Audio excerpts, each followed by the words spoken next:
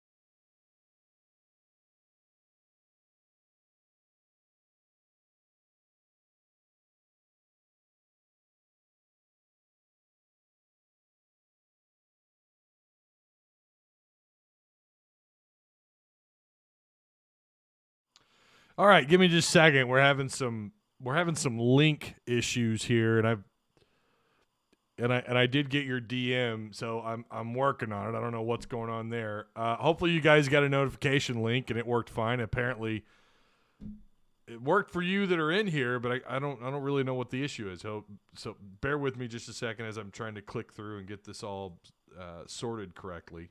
Hope you guys had a great week so far, though. We have a little bit of everything to talk about. We do have a little bit of Razorback recruiting news and players in the draft. Oh my goodness. If you guys only knew, this is ridiculous. I don't know what's going on. I don't know why these links aren't working. It's good stuff though. What a way to start a show, huh? I have to go through and manually select all these, so give me just a minute. How about all this publicity the Razorbacks are getting? Yeah, I can't figure that out either. Yeah, thanks for that.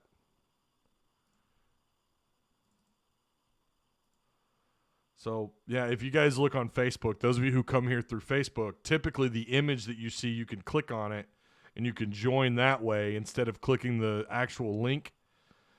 And I don't even know if that link is – I know it's not loading properly, so I don't know. Hopefully you guys – hopefully it worked for you. Or some of you were reloading the YouTube page. I know that's how a lot of you came in. So we'll just get this thing started here. Of course, I'm going to do the countdown. 3, 2, 1, yo! What's going on, Razorback fans, SEC fans, everywhere. Mostly Razorback fans, though. Welcome. Oh! What's returned? Oh, there he is. My good luck charm, just in time for the Super Bowl this weekend, sitting right next to a beautiful chrome Razorback helmet that was donated to the channel by Arizona Tim. How about that? It's just gorgeous back there. They go really well together. Of course, you got the mini Ram helmet next to all the other stuff up there, and if you look hard enough up top, there's the Ninja Turtle Pop, the Pop Funko toys, whatever you call them. I don't know. I love that I have those. They're usually out of picture though. They're usually out of the frame. You can't see them. Yeah, I'm a 90s kid. Of course I'm a big former Ninja Turtle guy, right? Who isn't? All right, do me a favor, guys. Like the stream, share the content if you haven't already. Check out all the links provided for you down below in the description box. As I sit here and try to sort through this mess, this is what sucks. When these links don't load properly, it means I got to go through and manually click on all these and make sure I get the image displayed properly. It's kind of a pain in the ass, not going to lie. It takes way longer. And now I see what it's also trying to do. It's also trying to link the bracketology, the Joe Lenardi bracketology. Why is it doing that? That's weird.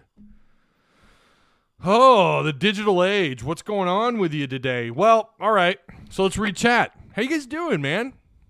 Ladies and gentlemen, I know we have a couple of ladies that watch the show. 98.9% of my audience are males, age 18 to 42, 44. Sean Woo Pig Suey, what's up, Ty? What's going on, Will? How you doing, man? Jason Myatt, are you new here? Welcome. I've never seen your name here. Dragon Slayer. John Hawes, what's going on, fellas? Mike Griffith, Big Donnelly. We got some OGs. Scott Swindle, yo, let's take down the pink elephant. Is that I don't get that. I don't get that reference. Yo, what's up, Eagle? Be sure to hit the like. Yeah, do me a favor. Hit the like button. Again, I don't know how many people, and apparently notifications weren't working either. It's good times. What a way to start the Friday show. But you know what? We're going to live on, and we're going to be okay. I promise. Big game tomorrow. Big game for the Razorbacks going up against the Alabama Crimson Tide. Of course, we're gonna discuss that too. But first, let's start off with the NFL Combine invites. This is kind of wild. Georgia has a grand total of 14 players invited to the NFL Combine. That's got to be the most ever. I've never heard of that. 14. Maybe there was a couple of years where Alabama sent a couple more. I don't know. Man, 14's a lot. There was a couple of years Alabama had double-digit players drafted. Now, of course, just because you get a combine invite does not mean you're getting drafted. So in this day and age, that almost feels like that might be the new number for the team that wins a national title, or teams like Bama and Georgia.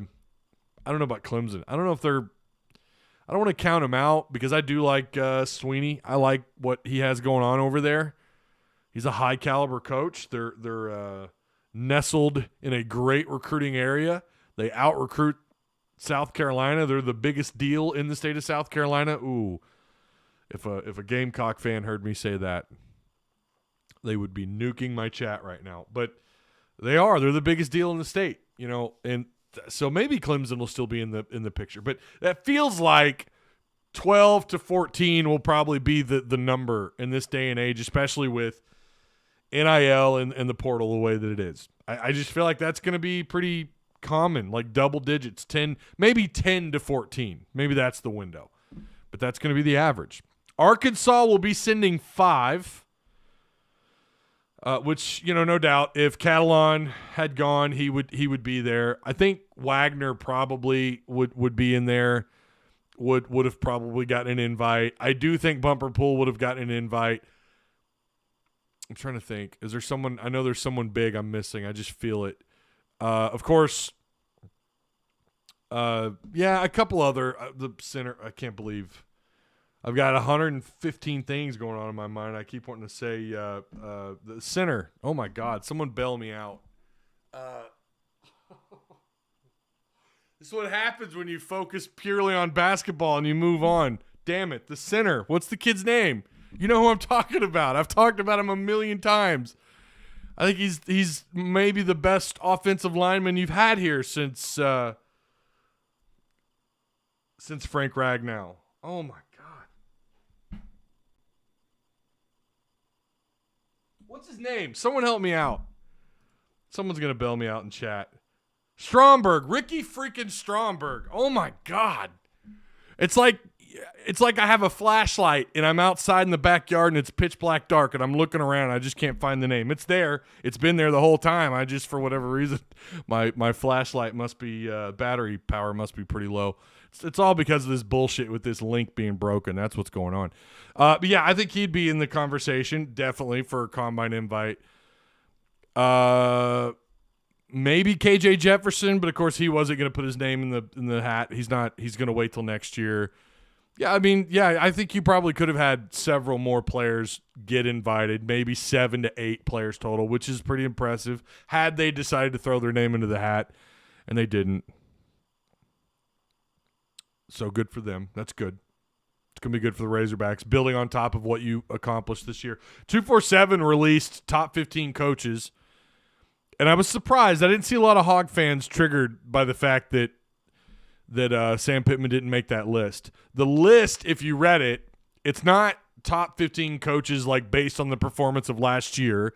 It was based on going into 2022 and on top of like their consistency, right? Sam Pittman's had one great year. You know, we'll see if they can make that list. Let's talk about it. You know, what you do in 2022, what you do in 2023. Can he continue to build off of what he accomplished? I would argue this thing started his first year. They were in the picture to win 5 or 6 games on a 10-game schedule. That would have been extraordinary, but you still wouldn't have made the list. So I was surprised. Then again, there's still time. There's always still time for Hog Twitter to overreact to some stupid thing on something that 247 says. But so yeah, he didn't make that list. Of course, Saban was 1. Kirby Smart was 2. I don't remember the rest of the list from that point on. Franklin didn't make the list. I think he was like outside the top 10 maybe, or maybe he was 10th. So yeah, you can go check that out. They're just find them on Twitter. I don't have the link handy. So the 5 Razorbacks, of course, added to the list that are going to this combine.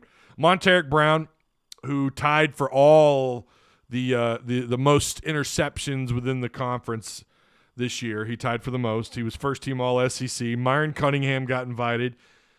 Not completely shocked. He's a multi-year starter. He really was pretty solid most of his time as a Razorback. John Ridgway, not a shocker there. Trey Williams, not a shock. I mean, he had, and I still think he was playing with some more stuff that we just don't know about with injuries. But he did have six sacks with the 6 tackles for loss. Not bad. And then, of course, Treylon Burks, your other all-conference player, first-team all-conference wide receiver, who's projected right now anywhere between 13th all the way to the very back of the first round. Regardless, I think I have a hard time seeing him go into the combine and not doing something at least expected. His expectations, if you read most people who talk about Treylon Burks, they talk about him like he's going to drop a 4.5, 4.40.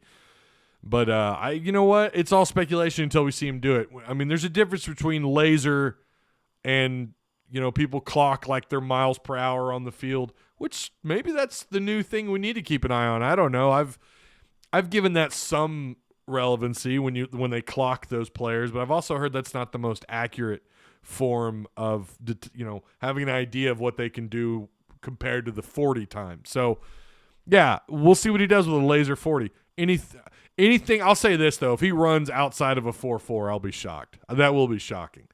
If you go back to that Alabama game when he split those DBs, you're talking about all conference, all-American caliber talent there. Like he split those guys like they were jogging and he was running full speed, except they were all running full speed.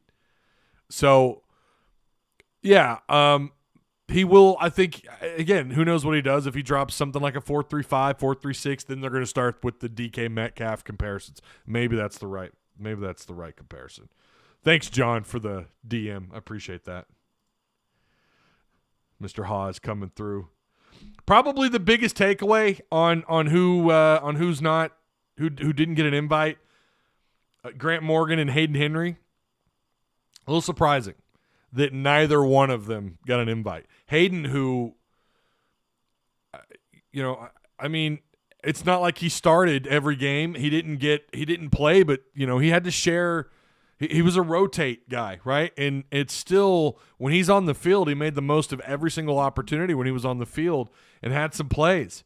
He showed that he could chase down a quarterback and bring him down when everyone else either over pursued or just couldn't bring a quarterback down. He showed that he could do that. I think he had, what did he end up with, 3 sacks on the year, something like that. Good outside container, pretty decent cover guy. I mean, you know what? The combine is meant to put that under a spotlight, because then what happens? The NFL Network does a whole thing on all these players, and then they dissect the things that they do right and wrong, and all the things we've been telling you, like, oh, he's really good at this, that, and that.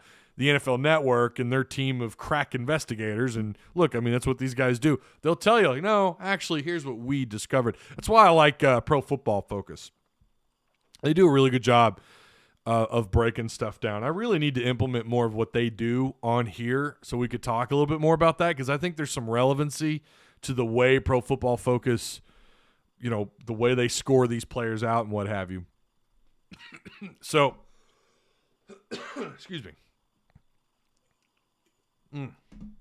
5 players, I would argue Grant Morgan should have been in there. I don't think there's any doubt. If we're going to talk about between the two, if we were talking about Morgan in being the 6th guy getting the invite and Henry out, yeah, okay, that's not surprising. Yeah, all right. But both of them, that's a little surprising. Grant Morgan not being there, yeah, that's a little bit of a little surprising. Now, I don't know if they're done with the invites. I'm assuming that it is, because we had the awards last night. 2 Rams walking away with awards. Thank you very much. Cooper Kupp. That dude is a beast, and I can't wait to watch him dunk all over the Bengals. It's going to be great. He's going to have a minimum of 7 catches, just saying. And OBJ is going to ball out. You guys just wait. Just wait. Those of you who pick it against my Rams, I'm not angry. I'm just disappointed.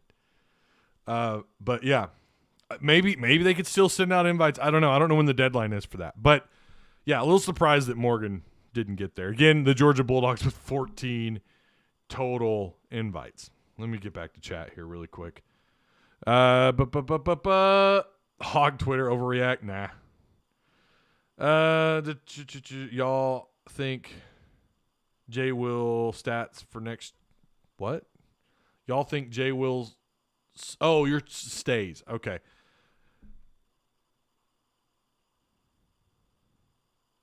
Yeah, Michael. Boy, I don't know. He's gaining some hype. He's gaining a little bit of momentum, and he continues to build off of each performance. That's the thing about him. J-Dub this year has been pretty impressive. I mean, there's no doubt. His evolution as a player, just as an athlete, it's reminiscent to me of what Bobby Portis did. Portis came back his second year. He developed kind of a mid-range jump shot. He was a little bit more active around the rim, boxed out better. It was just a better defender, better, he altered shots. He didn't give you any good looks anywhere on the floor. Great defender, moved well up and down the floor.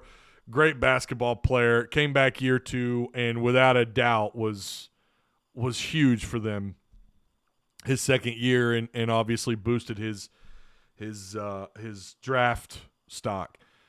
I don't know, I don't like comparing. Man, it's difficult for me to compare him to J-Dub to any one player, but when you talk about his evolution as a player, I think it is very reminiscent of what Bobby Portis did from year 1 to year 2, except J-Dub's doing it during the season. Jalen Williams is doing it during the season, which is really impressive to see. Portis, it was like he walked in and he balled out year 2 from the get-go. Don't get me wrong, I think he did have to improve as the year went on, as he got more and more comfortable with what was on the floor. But I'm seeing that out of J-Dub, and it's pretty impressive. Why would you leave from that class? He stays faux show. I don't know who you're talking about.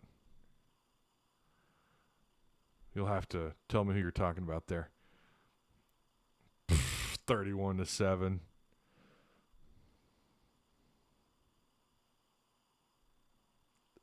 Bengals, get out. It's going to be the other way around, my friend. They do it in different ways, but good comparison. Yeah, different players, but in different ways, right? Yeah, Portis just solidified his game, and I think by the time it was all said and done, after his second season here, there was no doubt where he should go, right?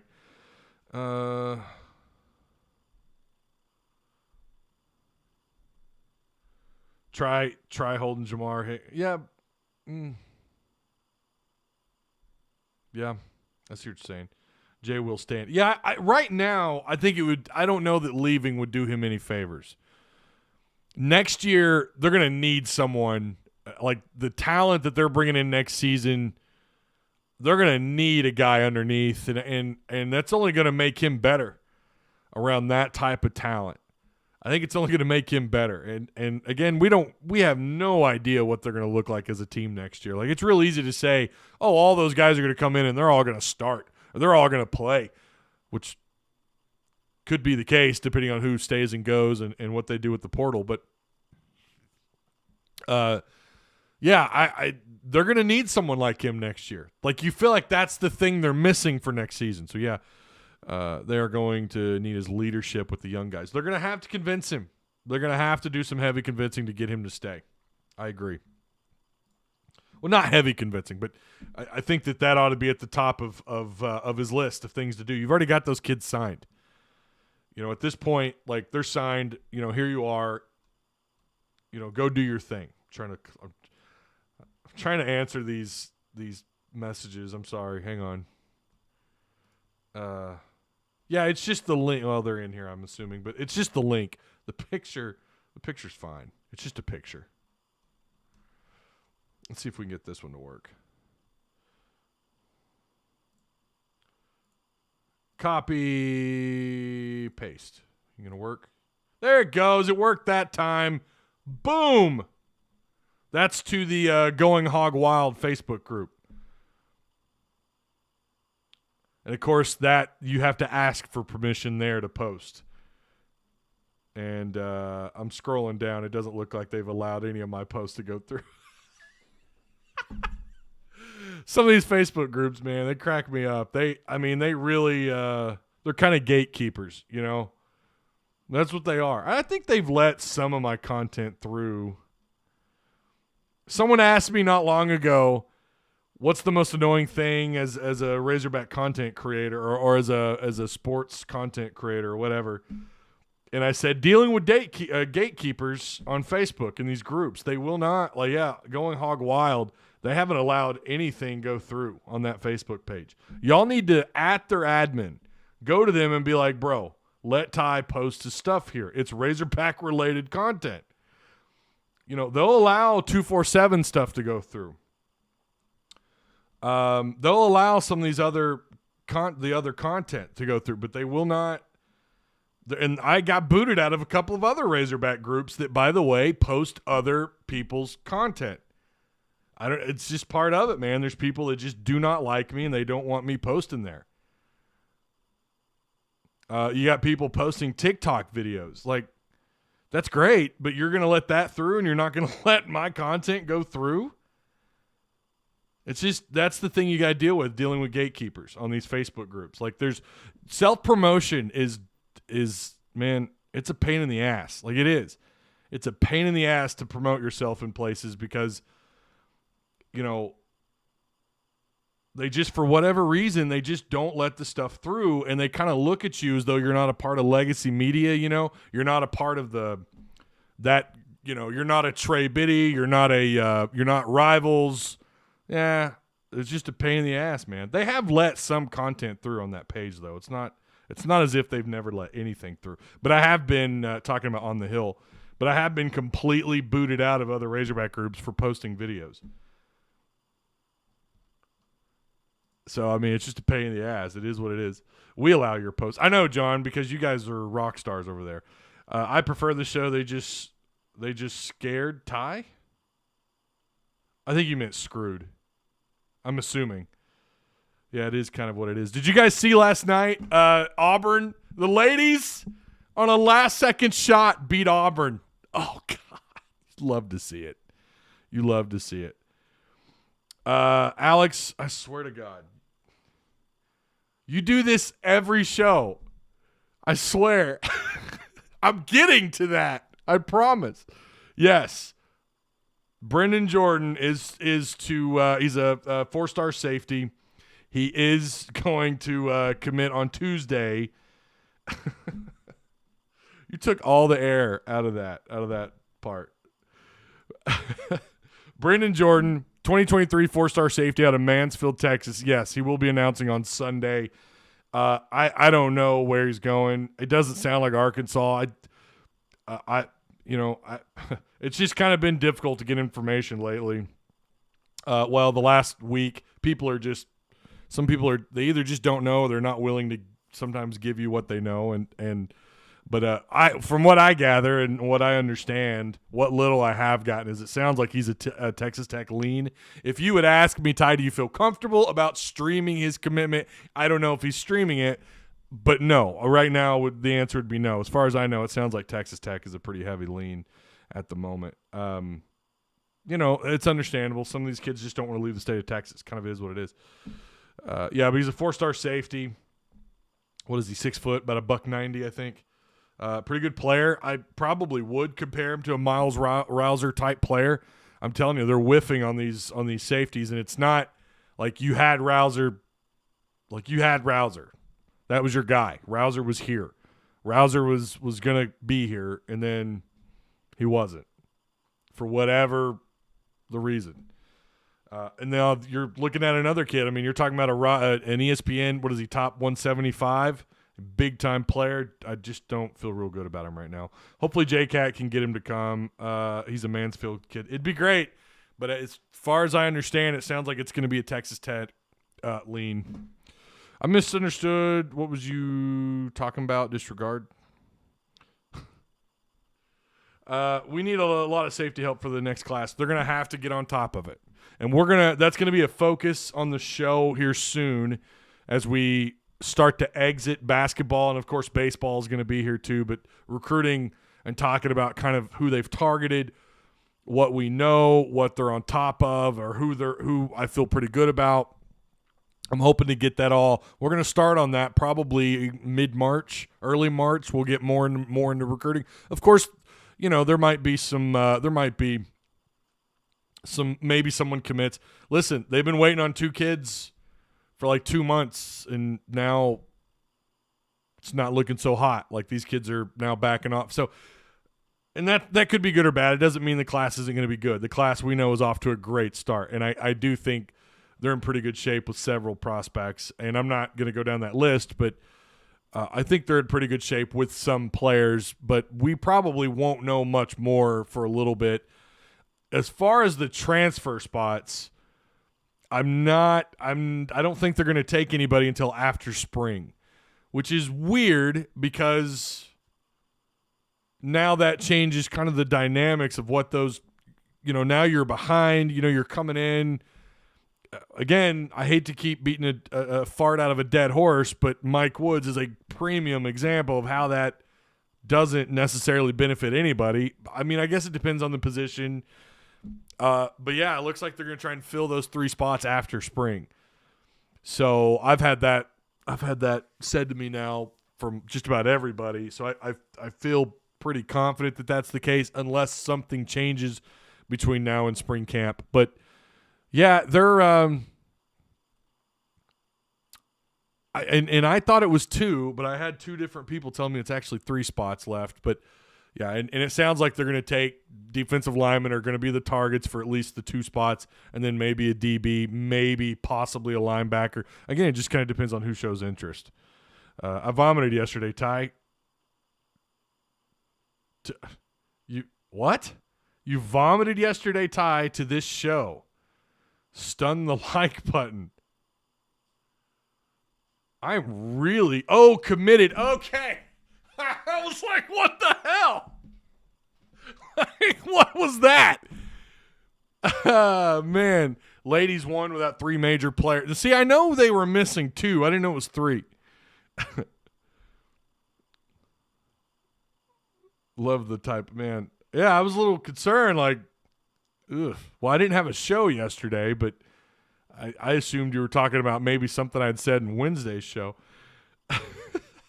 Thank you for not deleting that either and just correcting it. Thank you for that. There may be better players in the portal in the spring. There could be, and that could be the case. I'm not shocked that they're waiting till after spring. I just figure they would at least try to grab whoever's out there now. And again, I haven't even updated our Bobby Portal page. Bobby. Oh my God, today has just not been a great day. Bobby Hopper transfer portal /tunnel page. Oh my God. I'm blaming this all on the links being broken. I'm blaming this all. I think they're correct and they're working now, but I'm blaming it all on that.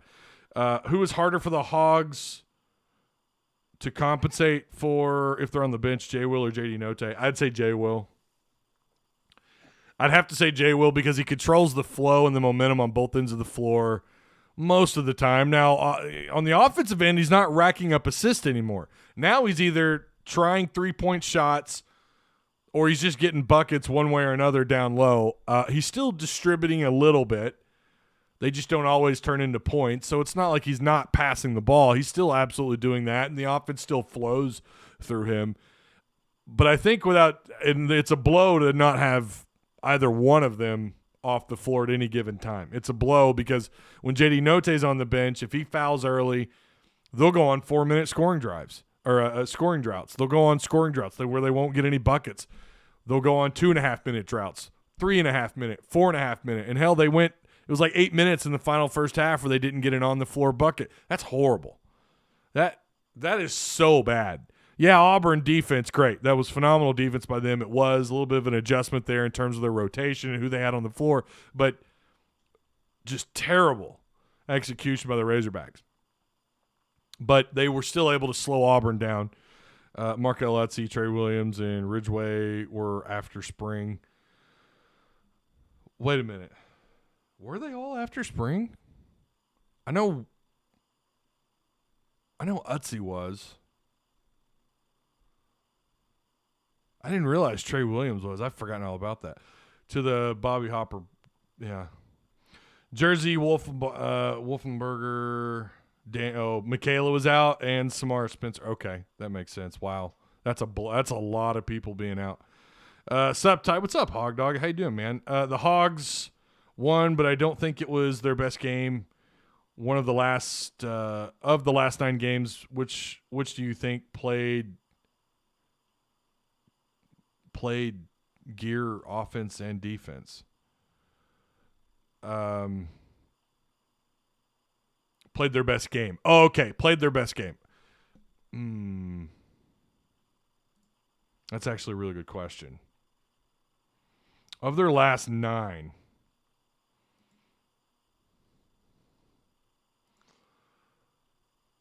it's really hard. Like, there's still moments in those games where it was like, okay, that's awful, right? Or you look at the quality of the opponent. I'd have to argue, and again, this team did beat Bama, and I think this team does have a quality coach. They just don't have a very good – actually, they have a really bad product on the floor. That's Georgia. I mean, they were tiled in most of that game, and Georgia, you blew them out 99-73. I mean, if you want to take that into consideration, like versus who, the quality of opponent, yeah, I'd probably have to argue either that game,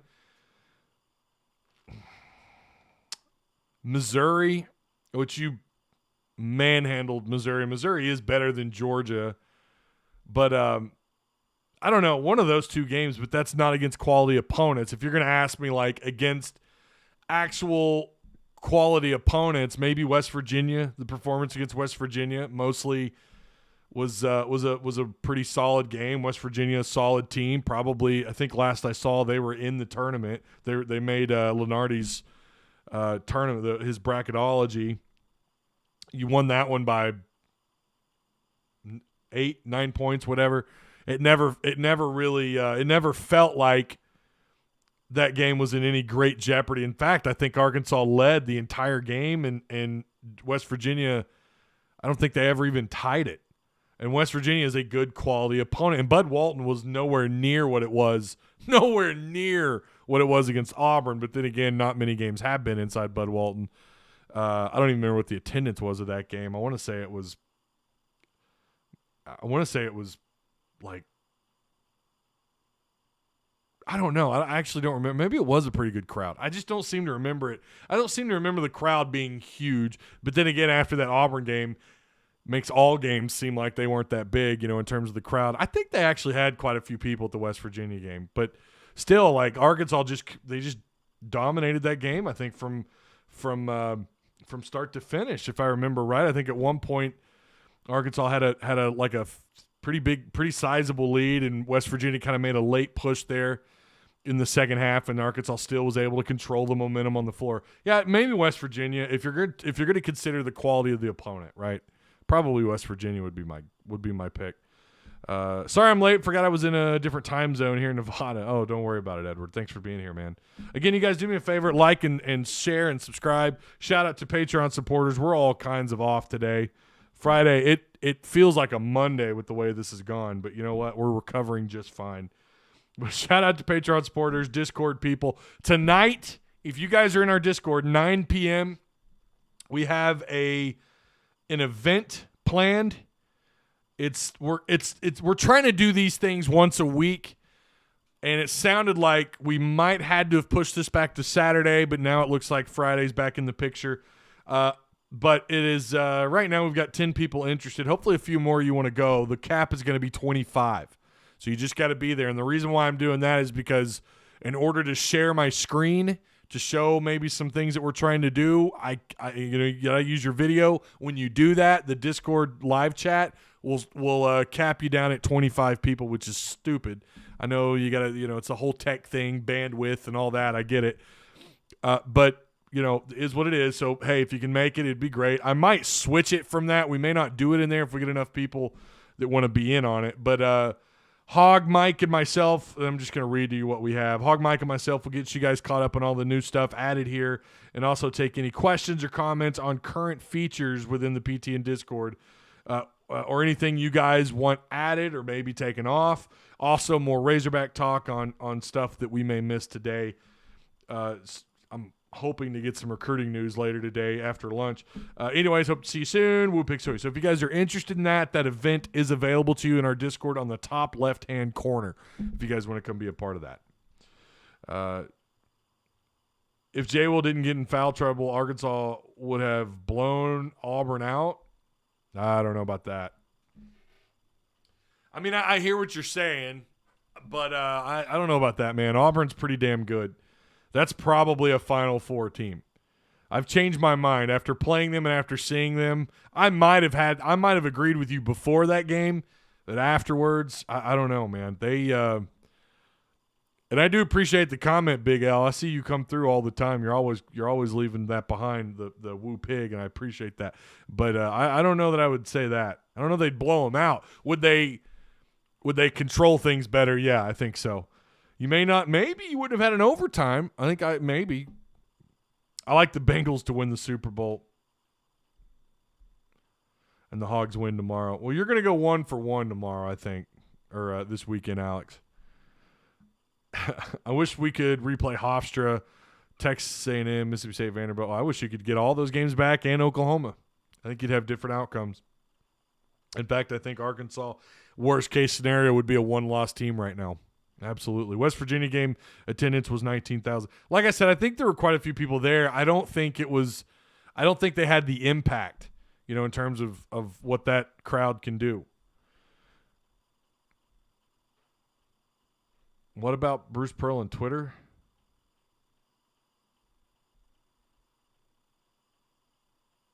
He got hit with more sanctions. If you're in our Discord, link that, Will, because I'm not saying it didn't happen. Haas, I appreciate the retweet, man.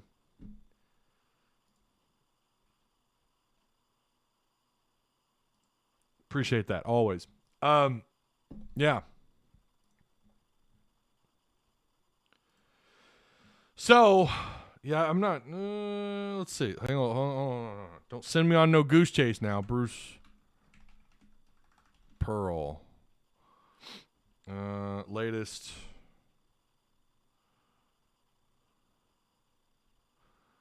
I'm not seeing anything. Seeing plenty on Bruce Springsteen though.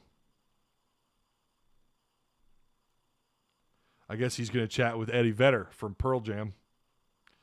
Guess they have I guess there's a solo album coming out. Yeah, I don't see anything on Bruce Pearl. I see plenty on Brian on Harsin. He's still trending on Twitter.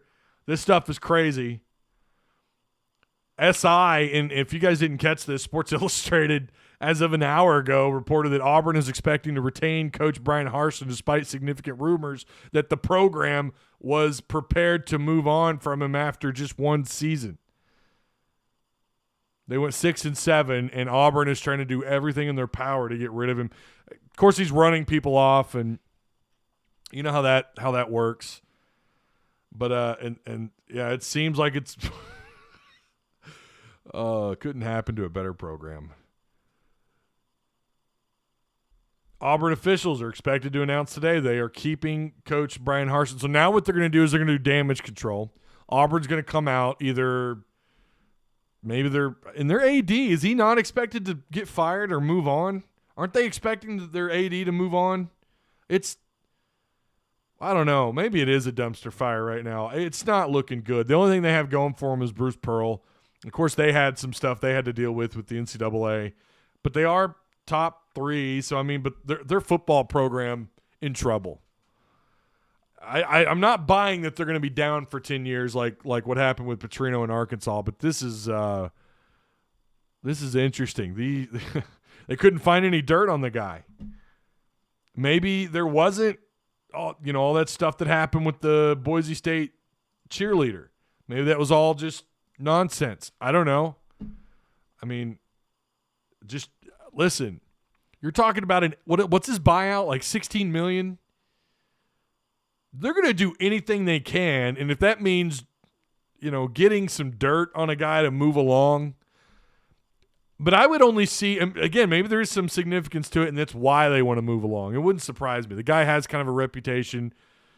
He had one at Boise State. People were saying, I don't know if this is a real good fit. He's coming down to SEC country, and Auburn is one of those kind of programs where rich boosters and, these people want to be a big part of the program. Maybe not like a Texas or a Florida, but Brian Harsin doesn't like that kind of stuff. And I'm sure that ruffled some feathers. He probably is a hard ass. Guys like that, I don't know. It seems like it's getting harder and harder for guys like that to find consistent success now because they're just going to get ran off. You look at Sam Carter. That's where a lot of that stuff came from with Sam Carter. There wasn't any talk of him cheating on his wife. It was that he was an asshole. That's what you heard. And Arkansas, I mean, he moved on. How exactly that happened, I don't know. But he did move on. He did end up taking a similar or same position at another job. But there's just some places where if there's enough smoke and the fans buy into it, buddy, you're in trouble. And listen, I'm not saying that Harsin didn't do this stuff. Maybe he did. I have no idea. I'm not there. I don't have my finger on the pulse of the Auburn football program. But I am one that likes to wait for the dirt to settle as much as it can before I start really diving in and giving you my opinion on it. But sometimes fans just react to bullshit too, though. I mean, they just do. Look at who was the coach at Tennessee? Who was the guy at Tennessee they ran off? I'm wanting to say Greg Schiano. Is that who I'm thinking of? Who they ran off and he was going to be a potential coaching target for them and the fans didn't like him. So they found a bunch of bullshit on him and they spread it all across social media. Some boosters got in on it. I mean, that's what a Vol fan told me. I think it was Greg Schiano, or if it wasn't Greg Schiano, it was Rich Rodriguez, someone like that. A once upon a time ago big name in college football, and they ran him off. So, I mean, the power of social media, it has changed everything. So you get fans to buy in, or if one player complains publicly about a coach, well, sometimes that's about all it takes. That's why I tell people, like, pump your brakes. Let's not tweet at these coaches and call them jackasses and stupid shit like that. Like, let's wait until we know. And we still don't even know. Like Sam Carter, if you listen to Catalan and Slush and these guys, they loved him. So, but Auburn is I don't know, man. And it's not like he took over a powerhouse program. Auburn, yeah, okay, Gene Chizik had some success. Gus Malzahn had some success there. They do recruit at a pretty high level. They do go toe-to-toe with some big-time programs down there in that part of this country. Should they have done better with what they had on the field? I don't know, because everyone was telling me that Bo Nix and that offense and everything, they're just garbage. So I don't know, under Gus Malzahn, I don't know that 6-7, maybe that should have been the expectation for them year one after all. But I guarantee you, had they beat Bama, we wouldn't be having this conversation. Right? If they had a couple of really impressive wins, we would not be talking about this right now. If they'd won 8 or 9 games, probably wouldn't be talking about this. So just something to keep in mind for people who overreact on Twitter. But they're going to be I'll say this, though. The optics aren't good. There might be some truth to all of it. And there might be truth that he's a really hard guy to work for. And he's a really hard guy to play for. And whatever's happening off the field, whatever. But make no mistake about it, Auburn was trying to do everything in their power to walk away from this guy. So would they be doing that if they'd won 10, 11 games? Of course not. It's perspective, man. It's all about perspective. Cole Kubelik said this. I believe Brian Harsin will be retained as the Auburn head football coach. Alignment will be critical moving forward. Adjustments from all sides will be necessary. And I'm pretty sure, again, their AD is on his way out. So he won't last long. I mean, the new guy's going to come in. He's going to see that he's not a fan favorite. Unless Harsin, year 2, blows away all expectations, similar to maybe like what Pittman did year 2 at Arkansas. Their work's cut out for him, whoever that guy is. So good luck. I don't know. I definitely wouldn't want Harsin here. I'll tell you that. If you're asking me, would you take Harsin here? Hell no. Hell no. I don't want all that drama and baggage. So, and Chris Lowe just put out a story just 5 minutes ago about the expected announcement of Brian Harsin sticking it out at Auburn. So good luck to him. That's all I can say. Tennessee fans burned down a store to keep him out. Who was it? Who was it again? I cannot remember for the life of me who it was. It was Greg Schiano or Rodriguez, one of those two. Like, it just keeps popping into my head. Auburn Twitter trolling by Arkansas fans have been on 10 these last 4 days. Oh, it's been funny. Yeah. It's been funny on Auburn. But I'm talking about, their own fans. Just be careful. Oh, it was Greg Schiano? Okay. All right. So it was Greg Schiano. Yeah, that was rough, man. That was rough. I mean, they tried to end that guy's career. The power of social media, just keep in mind what it is capable of doing. Now, what Arkansas fans are doing to Auburn is, I love it. Like they wouldn't be doing the same to us if this shit was going down here. I'm sure they're throwing parties after all that stuff happened with Petrino. He will get fired after Arkansas beats them this year, hopefully. Got to play them at their place, though. Greg was part of that Penn State stuff. So they tried to directly connect him to it, though, if I remember right. And it turned out that, it was not necessarily, it wasn't accurate. It wasn't that it was completely wrong. But they really tried to do everything they could to not get him there. And I kind of feel like at the time, I think they were wrong. And it was kind of embarrassing. They were trying to end that guy's career. Now, if you're talking about the what's his name? The gross pedophile Sandusky, I mean, that was before his time, was it not? Was he at Penn State when all that was going down? And I can't imagine that it was, because he still took jobs. He still had jobs after that, right? Just take Auburn behind the woodshed and put that sad pup down. Go Hogs. Well, the men's and women's team certainly did that, and it was spectacular. I still it's. Maybe they didn't thump them, but they certainly won in dramatic fashion. Yeah, it was all speculation. Yeah, it was all. Yeah, it was like. And Tennessee fans deserve to be ridiculed for that. Like, how stupid is that? I'd be doing the same if it were Arkansas fans. Especially if we didn't have all the facts, and especially if it was, just all bullshit speculation, which half the time it is. Auburn will come out and say they will retain Harsin and say they support. Oh, they absolutely will. You're not wrong, Ash. You can remember. Well, how do you not remember Sandusky? I've watched that documentary. It's disturbing. The Auburn crowd was 20,000 breaking. Right. Yep. They were. If you want some great takes on Auburn, just visit Bammer Hammer. Is that kind of like Tiger droppings?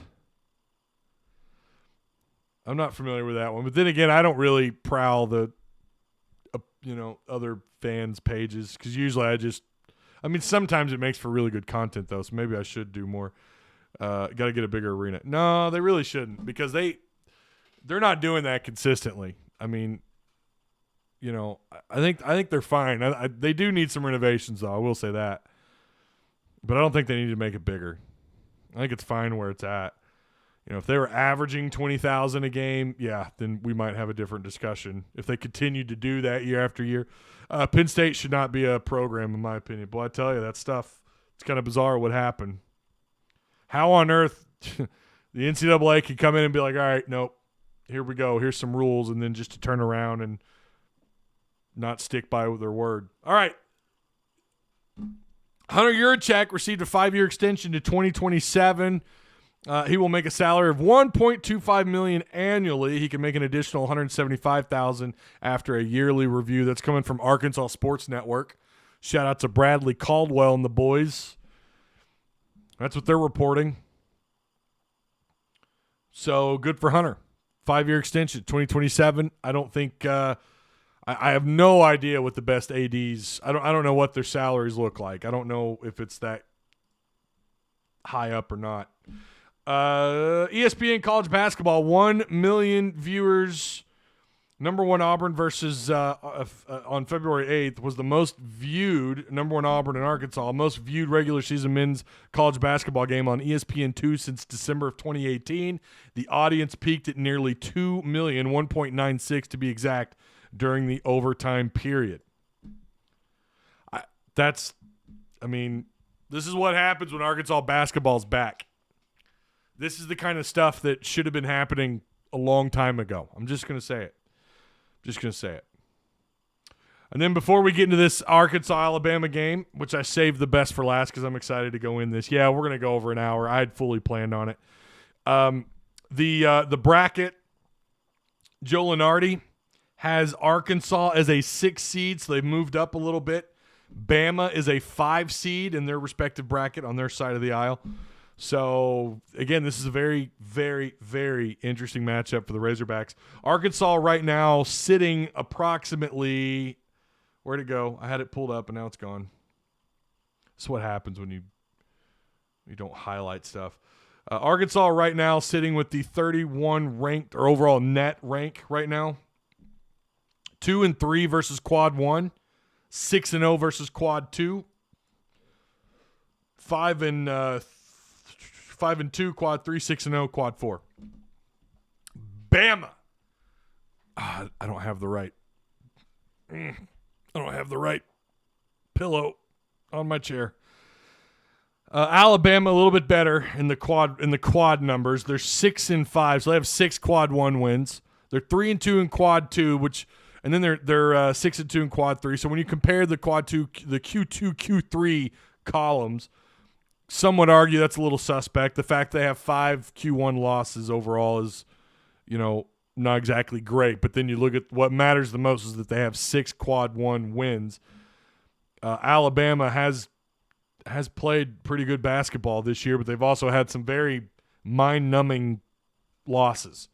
They're just a mixed bag this year. Bama is. They're 15-9 overall with a 5-6 conference record. They lost to Iona, who's actually playing pretty good ball. They lost to Memphis. While it was at Memphis, still, like, they lost to Memphis, and it was 92-78. They lost to Davidson. They lost at Missouri. They lost to Auburn at home. They lost on the road to Mississippi State. Then they wrote a couple of wins. They beat LSU, who at the time was top 15 in the country. They beat them by 3 at home, and then they beat Missouri at home by 10, 86-76. Then they lost to Georgia. Now, Georgia should have beat Auburn at home, and then Arkansas walks in and has them bite the curb. Like, they curb stomped Georgia when other teams were kind of struggling there. And then they turned around and they beat Baylor, but that was at home. And they got swept by Auburn this year. They've lost both those games. They lost to Auburn the first time by a little bit at home, and then they lost on the road to Auburn pretty convincingly, 100-81, and then they lost to Kentucky at home. So at Auburn, at home against Auburn, both those games they dropped, but they lost to Kentucky. And I only got to catch bits and pieces of that game, but Auburn couldn't get anything to land. Their shots just they weren't making jack shit. If we're being honest, like, nothing was going in. And they lost that one by 11, and then they beat Ole Miss 97-83 on the road. They are currently favored to not only win this thing, according to the BPI, but it's really not much of a game. 70% likely to beat Arkansas at home. Do I have a problem with that BPI? No, I really don't. Muss is 1-1 against Bama at Bama. Bama last year, much different team. I think obviously a better team, a Sweet 16 team. They had Joshua Primo. Yeah, they had him. And don't have him this year, and that's been a pretty big tell as to what the hell's going on with them this year. They're not bigger than Arkansas. I'm going to have to do this one standing up. They're not bigger. Arkansas's bigger than Alabama, I think, at all spots. Not to say that they don't have some size that they can play with, but here's the thing. Arkansas's playing better in areas where Alabama has their strengths, right? I memean, they are a team that lives and dies by they're either gonna shoot their shot outside or they're gonna drive. They are not a 15-footer team. They're not a mid-range jump shot team. That's not been their thing. I mean, that's just straight up not what Alabama is. They're either gonna knock down the three, they're gonna try and stretch you out, they're gonna try and stretch out your defense. They're going to try to get you to extend what you're doing on the defensive end of the floor, or they're going to try and drive the lane. They're not a team that they shouldn't be able to dominate you at midcourt or at a mid-range jump shot. They don't really do that. Not that they can't, not that they're not capable of it. That's just not how they set things up on the offensive end. Defensively, they can get you down and low. They can get you down to their level if they choose. But I think I would give Arkansas the advantage as a little bit better defensive team than Bama, especially with the way Arkansas's played lately. Their perimeter defense has just been spectacular. I mean, Arkansas's perimeter defense has gotten so much better. Yeah, there have been some games where maybe they gave up 2-3 too many open wide looks, right? That's going to happen. The most elite three-point perimeter defense I've seen at Arkansas, which was the Muss's first season, they gave up some open looks from time to time. It's going to happen. Most of the time, his first year, those shots were contested. Lately, if you look at especially I would argue the last 5-6 games, not even the last 9, but the last 5 or 6, the contested shot amount outside or the open looks have just decreased by a lot. Not all those games, but you could tell there's more hustle. And if you ask them, they'll just tell you, "Oh well, we're tired of that." I think some of it is a little bit of the of going with a little bit bigger lineup. You got guys with longer arms, longer extension. They're able to take up more of the space. They can alter shots outside, bigger hands, longer arms, a little bit more speed. They're not getting beat off. They're not getting beat off the dribble when they try to drive. They're just a better team defensively, and they're better outside in the perimeter, and it's made a huge difference. But Bama, I mean, they have the pieces. Shackelford's going to be someone you're going to want to try and contain. Quinterly, Ellis, these guys, they do a little bit of everything pretty well. Ellis is a guy who maybe doesn't kill it, but he is getting about 6.5, I think, or so rebounds per game.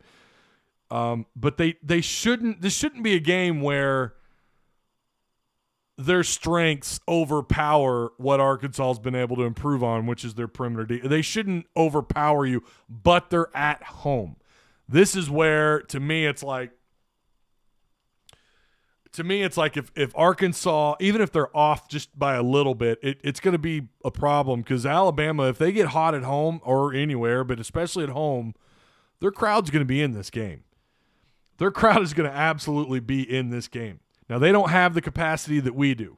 I think they're – someone help me out. What is their – it's like 14-5 or 15-5. It's something like that. It's not 20,000. They're not going to obviously do that, but they're going to fill that place up, and it's going to be loud inside Coleman. I think Tuscaloosa, they're going to be feeling it. Arkansas, they want revenge. Remember, they were trying to win the SEC, and they were expected to do it against the Hogs last year. They couldn't do it.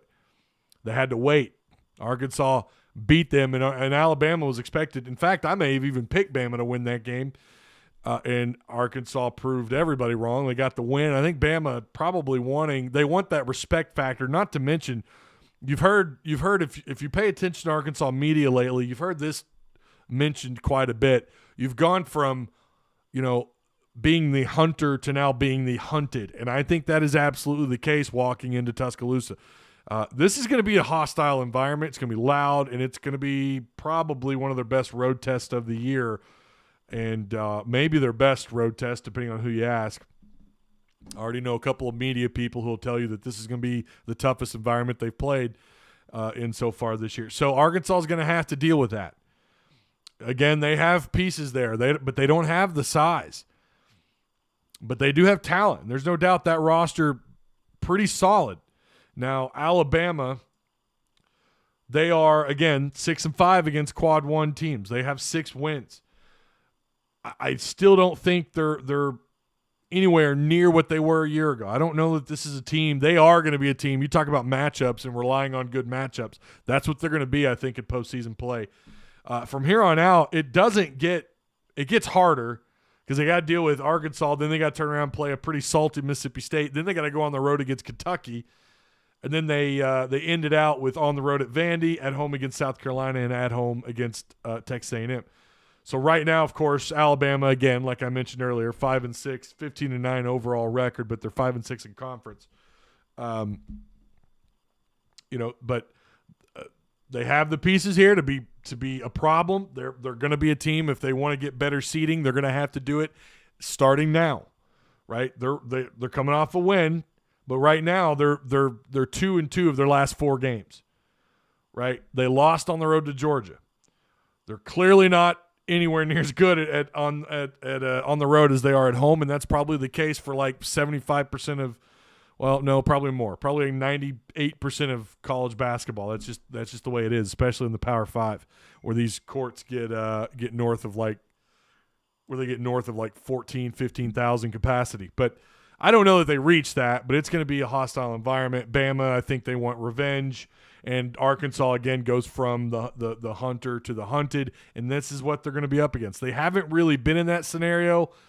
They were early on when they were ranked. I'll give them that. Arkansas was when they were ranked. They did have a bigger target on their back. I would argue that Oklahoma game, probably a big part of that, right? Your first loss of the year, you're in a neutral court, and you were the hunted then. I will say that you were then. But then I think from that point on, that game changed so much for people. Like, Oklahoma is not a good team. We knew that then, and we know that now. They're not a very good team. I think they're still bottom 3 in the Big 12, bottom 4, something like that. They're not good.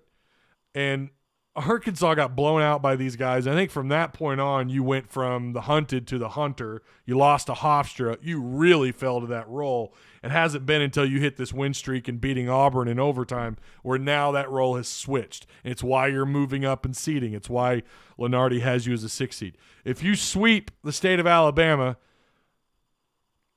well, you get to plant your flag in that state and say you own it. I don't care that one of those games was in Fayetteville. Still, it'd be nice.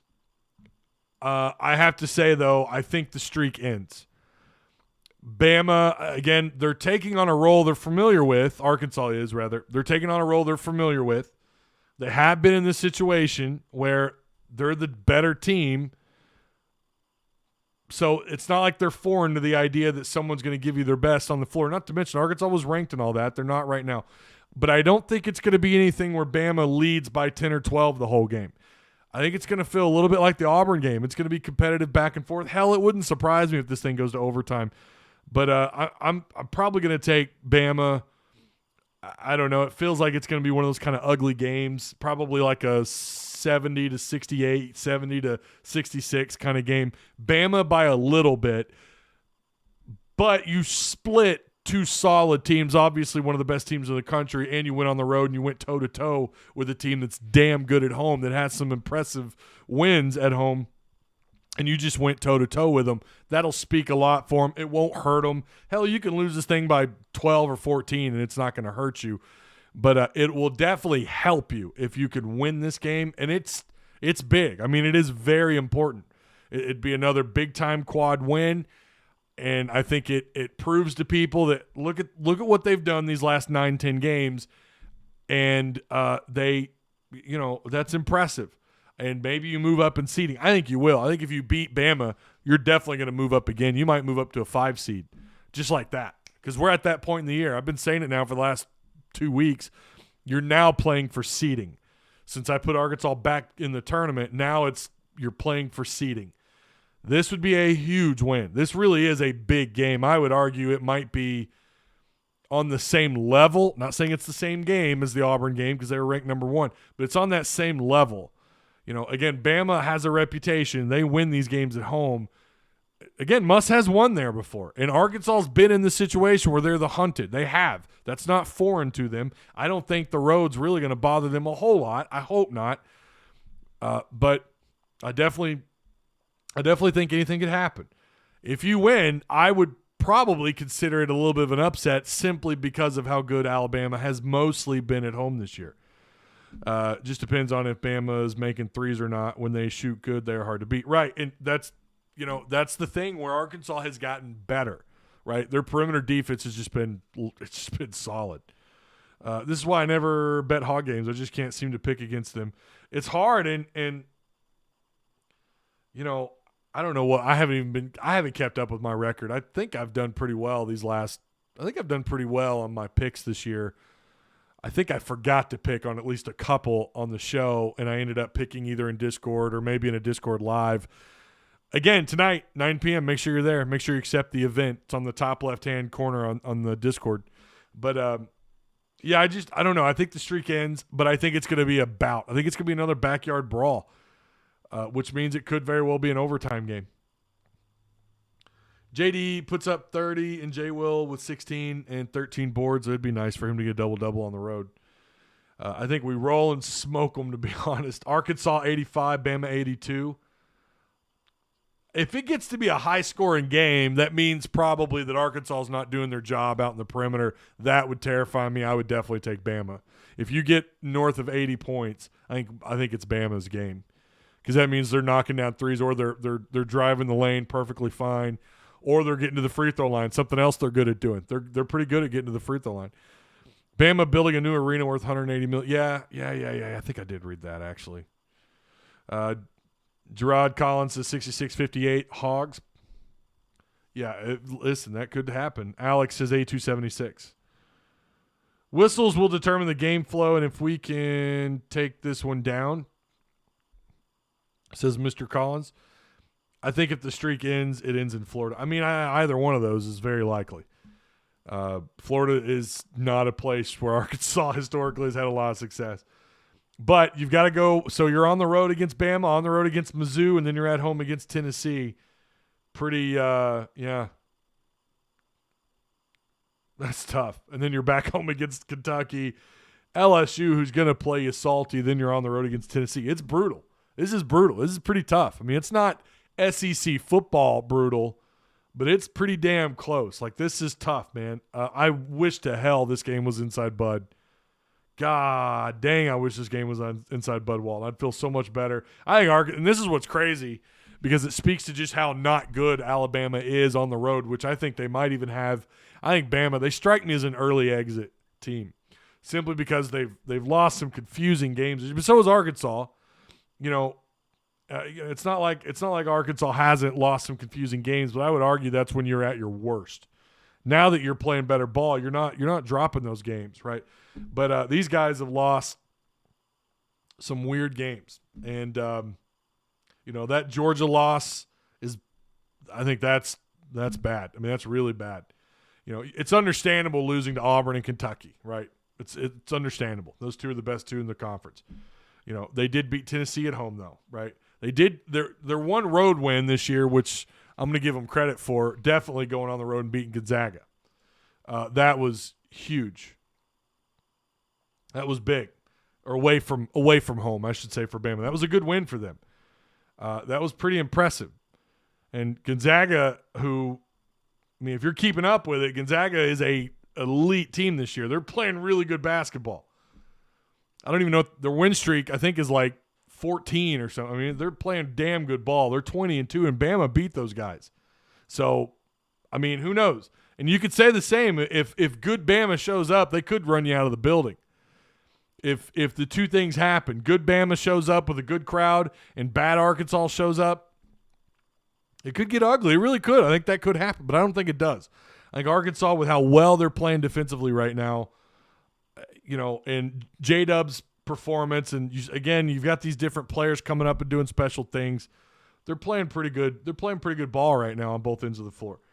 But, you know, Bama, who's got a 22 net ranking, 6 quad 1 wins, it's pretty impressive. Auburn only has one more quad win than they do. They've got 7. Baylor has the most quad 1 wins with or the best quad 1 win record. They're 8-3. Wisconsin was 8-4. And he got a few teams with 7 quad 1 wins, and then Bama's the only team with 6. Arkansas again was at, they're 2-3. They're sub 500 against quad 1, and that's something you could change on this run that you're about to go on, or these next few games you have coming up. You think the crowd will be the same at the Kentucky game? Boy.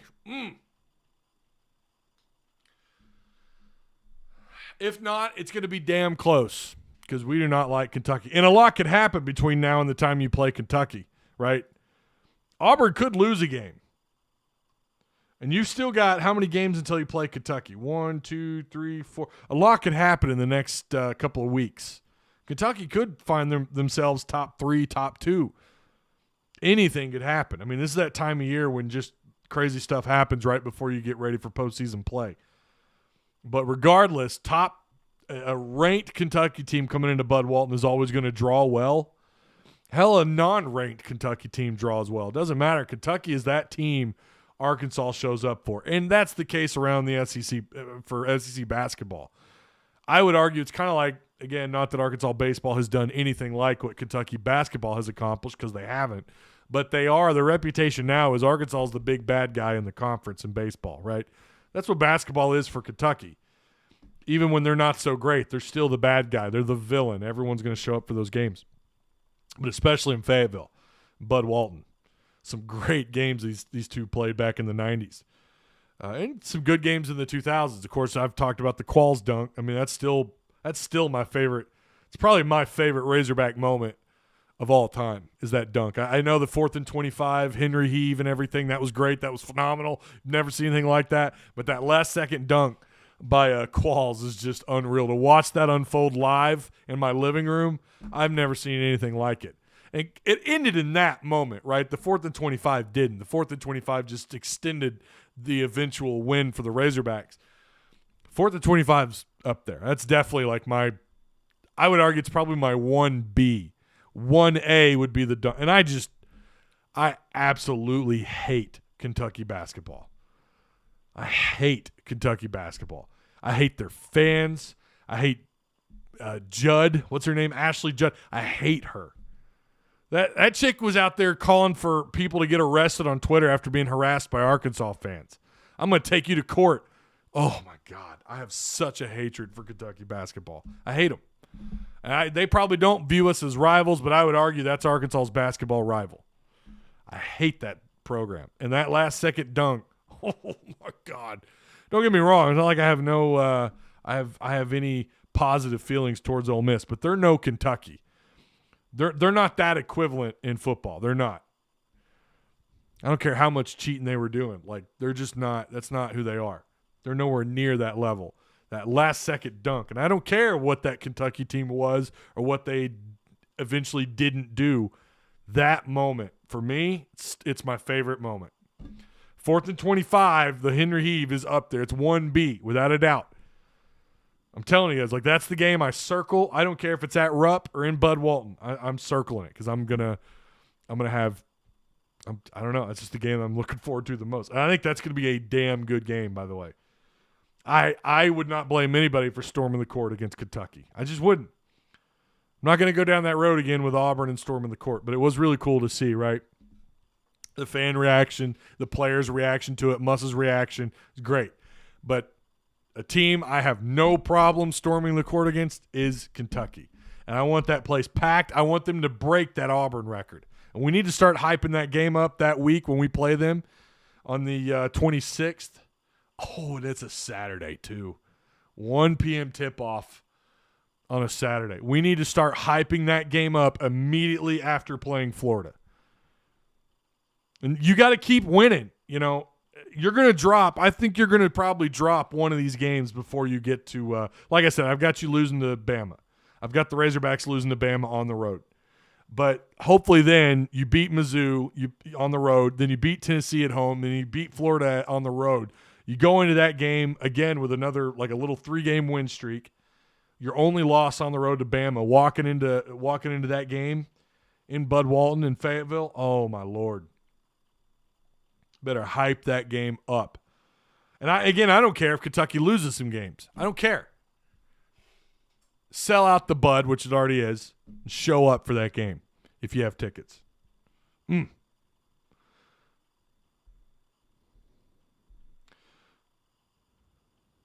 If they do storm 600,000, well, it goes towards a good cause, and I don't really care. I don't know why fans care about the money. Who cares? I mean, it's pocket change. It's going to be worth it.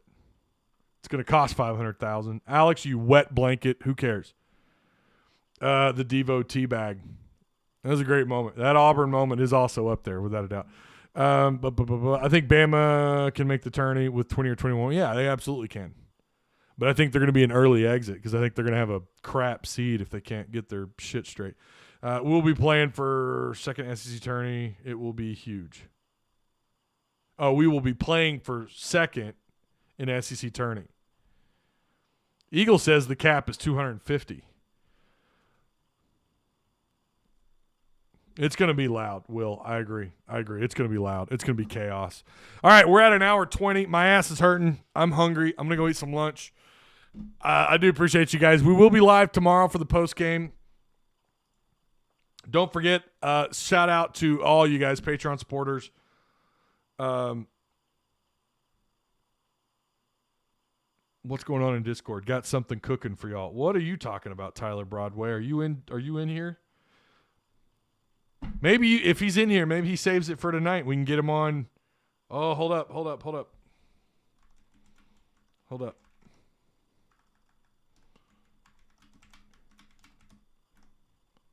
Okay. What was I saying? Shout out to Patreon supporters, you guys. Again, oh my gosh, look at that. Oh, that's so beautiful. It's so beautiful. Oh my goodness. Look at you guys. So yeah, shout out to Patreon supporters. If you guys want to join, the link is provided for you down below in the description box.